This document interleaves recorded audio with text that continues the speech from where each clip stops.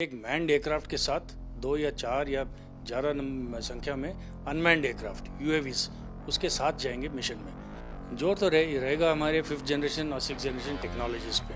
तो 2 या 3 स्क्वाड्रन के डिलीवरीज हो चुके हैं और इसकी ट्रेनिंग पूरी हो चुकी है और हमने पूरी तरह इनको इंडक्ट कर दिया है। बेंगलुरु में चल रहे एरो इंडिया शो के दौरान make in India make for world की थीम पर जोर दिया जा रहा है। हमारे साथ वायुसेना प्रमुख air chief marshal V R Chaudhary हैं। आपसे जानना चाहूँगा वायुसेना किस तरह के कौन कौन से ऐसे हथियार हैं जो और एयरक्राफ्ट हैं, हेलीकॉप्टर हैं जो मेक इन इंडिया के तर्ज पर आप देख रहे हैं।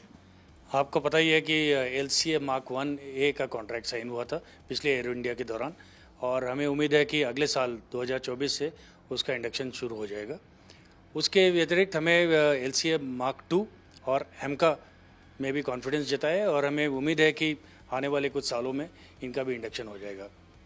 जहाँ तक हेलीकॉप्टर्स की बात है, प्रचंड लाइट कॉम्बैट हेलीकॉप्टर पिछले साल अक्टूबर में इंडक्ट हुए एयरफोर्स में और लाइट यूटिलिटी हेलीकॉप्टर जिसका आज डेमोन्स्ट्रेशन आपने देखा, इसकी भी बड़ी मात्रा में भारतीय वायुसेना में शामिल होने की उम्मीद है। हम बात करें फ्यूचर के जो एयरक्राफ्ट हैं, एमका पर काम चल रहा है। अभी एक नया ट्रेनर की भी बात की जा रही है। उस दिशा में फ्यूचर जो हमारे एयरक्राफ्ट हैं, हेलीकॉप्टर, उस पर क्या किस तरह का जोर वायुसेना का रहेगा? जोर तो रहेगा हमारे 5th जनरेशन और 6th जनरेशन टेक्नोलॉजीज़ पे, ताकि चाहे आमका हो या चाहे मॉडर्न जनरेशन कोई भी मैंड अनमैंड टीमिंग जहाज होगा तो उसमें जो टेक्नोलॉजीज़ शामिल होंगे, हम यही चाहते हैं कि ये 5th to 6th generation technologies उसमें शामिल हों। और अगर हम LCA की बात करें तो आपको लगता है कि LCA हमारे जो मिग सीरीज के जहाज हैं उसको रिप्लेस करने की दिशा में तेज़ी से उस पर काम हो रहा है? बिल्कुल हो रहा है। जैसे ही ये 83 LCA Mark 1A का कॉन्ट्रैक्ट जो फुलफिलमेंट शुरू होगा अगले साल से, तब हमें उम्मीद है कि आने वाले सालों में 3 या 4 स्क्वाड्रन्स LCA के आएंगे और उसी दौरान मिग 21 फेज आउट हो जाएंगे, तो 1-to-1 रिप्लेसमेंट हो जाएगा। और हम बात करें और जो नीज टेक्नोलॉजी हैं, UAVs की बात करें, उस दिशा में कौन से ऐसे फ्यूचर वेपन हैं जिन पर जो आप मेक इन इंडिया या फिर बाहर से टेक्नोलॉजी लाकर यहाँ पर मेक इन इंडिया के जरिए बनाना चाहते हैं वायुसेना के लिए? आपने ये टर्म सुना होगा मैंड अनमैंड टीमिंग, तो उस पर हमारा काफ़ी जोर है। इसका मतलब यह है कि एक मैंड एयरक्राफ्ट के साथ 2 या 4 या ज़्यादा संख्या में अनमैंड एयरक्राफ्ट यूएवीज उसके साथ जाएंगे मिशन में। तो मैंड अनमैंड टीमिंग की टेक्नोलॉजी पे हमारा काफ़ी जोर है अभी। यहाँ पर आपको जो हमारे मेक इन इंडिया में बनाने वाले जो लोग हैं, किस तरह का रिस्पांस आप देख रहे हैं टेक्नोलॉजी में, बाकी चीज़ों में?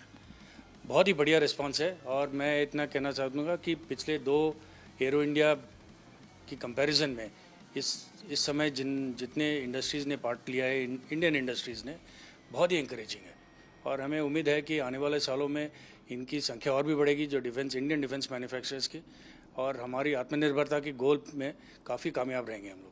प्रधानमंत्री ने कहा कि भारत अब रक्षा के क्षेत्र में, हथियार के क्षेत्र में एक बड़ी ताकत के तौर पर उभर रहा है। इस वक्त जो देश और दुनिया के हालात हैं, हम देख रहे हैं रूस यूक्रेन युद्ध, किस तरह से आप देख रहे हैं? क्या हमारे जो वेपन हैं स्वदेशी, उनसे हम भविष्य की लड़ाई लड़ने की दिशा में कैसे आगे बढ़ेंगे? इसमें कोई शक नहीं है कि आने वाले सालों में हमें कम्प्लीटली आत्मनिर्भर रहना पड़ेगा, हथियारों में और एयरक्राफ्ट में भी। तो इसको मद्देनज़र रखते हुए जिस दिशा में हम चल रहे हैं बिल्कुल सही चल रहे हैं और हमें उम्मीद है कि आने वाले दशक में लगभग 70% हमारे हथियार मेड इन इंडिया रहेंगे। एक आखिरी सवाल, S-400 को भी लेकर लोग जानना चाहते हैं किस तरह से इस वक्त उसकी प्रोग्रेस है भारतीय वायुसेना में तैनाती को लेकर? आपको पता है कि जो कॉन्ट्रैक्ट के हिसाब से जितने डिलीवरीज ऑलरेडी हो चुके हैं, तो 2 या 3 स्क्वाड्रन के डिलीवरीज हो चुके हैं और इसकी ट्रेनिंग पूरी हो चुकी है और हमने पूरी तरह इनको इंडक्ट कर दिया है। बहुत धन्यवाद। तो वायुसेना प्रमुख air chief marshal V R Chaudhary का कहना है कि जो आने वाले दिनों की हम अगर चुनौतियों को देखें तो उस दिशा में मेक इन इंडिया को लेकर काफ़ी तेज़ी के साथ वायुसेना में भी काम हो रहा है। कैमरामैन जायसवाल के साथ मंजीत नेगी, बेंगलुरु।